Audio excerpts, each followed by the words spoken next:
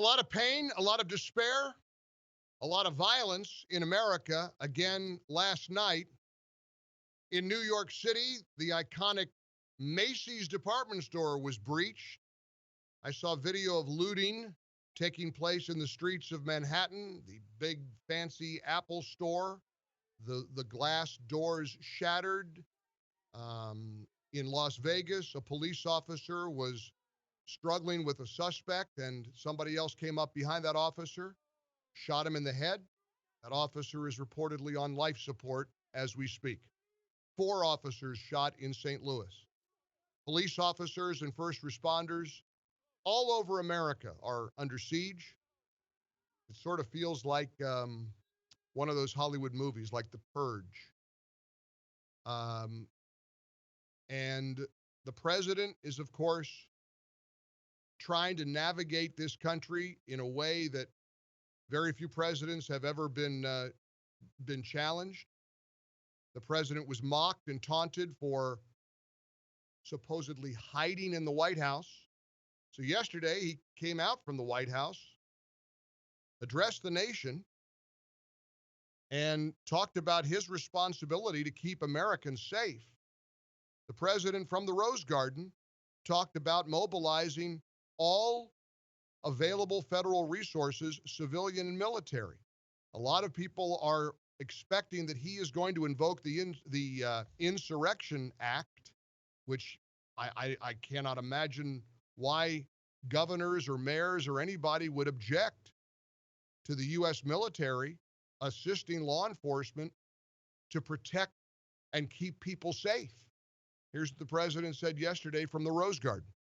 I am mobilizing all available federal resources, civilian and military, to stop the rioting and looting, to end the destruction and arson, and to protect the rights of law-abiding Americans, including your Second Amendment rights. You know, speaking of the Second Amendment rights, there was a video that went viral of a Florida sheriff that had a pretty powerful message. Sheriff Grady Judge of Polk County, Florida, reminded looters and anarchists and violent people to think twice before heading out to the suburbs of Polk County, Florida. But we have received information in social media that some of the criminals were going to take their criminal conduct into the neighborhoods. I would tell them, if you value your life, you probably shouldn't do that in Polk County, because the people of Polk County like guns. They have guns. I encourage them to own guns, and they're going to be in their homes tonight with their guns loaded. And if you try to break into their homes to steal, to set fires, I'm highly recommending they blow you back out of the house with their guns. That's a sheriff of Polk County, Florida. Now, of course, on social media, people who are anti-gun, people who are against the Second Amendment are livid at that sheriff making that suggestion. But that's just the reality for a lot of homeowners and a lot of residents. I've seen all kinds of video of homeowners in their driveways thwarting and pushing back violent people from their property. There's nothing easy about any of this, because the most important takeaway is that the message behind the anger and the hurt and the heartache of George Floyd's death is being obscured by all the violence. And my big fear is that there are a lot of people who don't really see a difference. They believe that burning down somebody's store, maybe an immigrant or a minority-owned business, is somehow acceptable.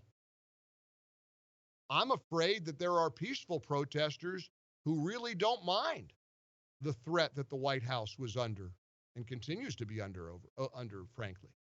It seems to me that people were angrier about the president visiting St. John's Episcopal Church last night than they were looters and violent people trying to burn it down.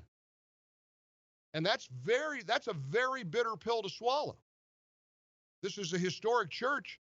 Abraham Lincoln worshiped there before he went to Ford's Theater and was assassinated. Every president has prayed there.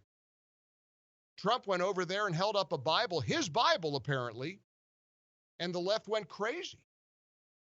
They were livid. Well, which is it? You're angry that he's hiding in the White House, or you're angry that he leaves the White House? Of course they have to clear the protesters out of the park for him to get there. They got to clear a path for him to go anywhere. What do you think they're going to do if he gets in a motorcade and drives to the airport or whatever he does? I mean, for crying out loud, if protesters are blocking a park, and I get the optics of it, I really do. I can appreciate somebody saying, well, you know, they're clearing out a park using tear gas to clear the way for the president to go visit the church. The president decided to have a very symbolic act of supporting a house of worship. But even the bishop, whose diocese includes that church, condemned President Trump for what he did. And that's hard for millions of Americans to understand, quite frankly. That's hard for people to accept. One would think that demonstrating a Bible, the need for a return to our faith and even prayer, one would think a bishop would welcome that. But that doesn't really compute when you hate the president this much. When you hate the president with such a burning passion, you don't care what he does.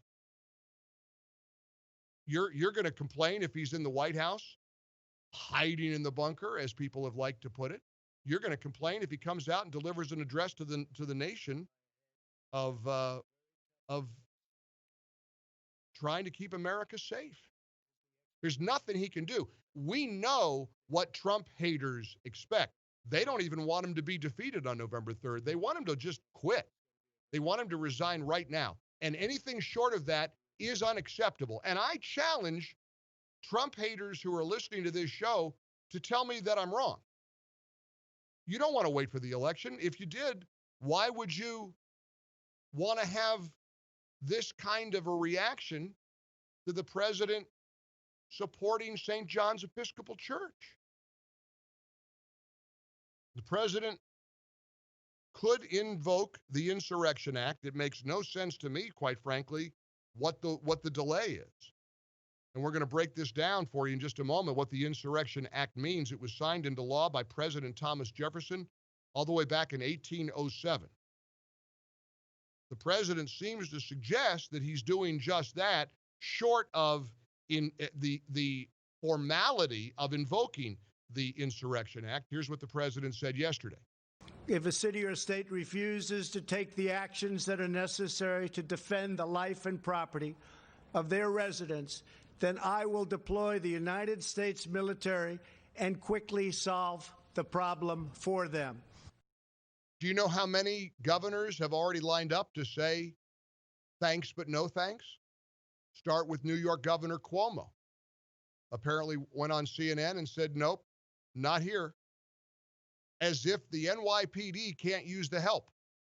I don't know if Governor Cuomo has seen, but they're looting all throughout Manhattan.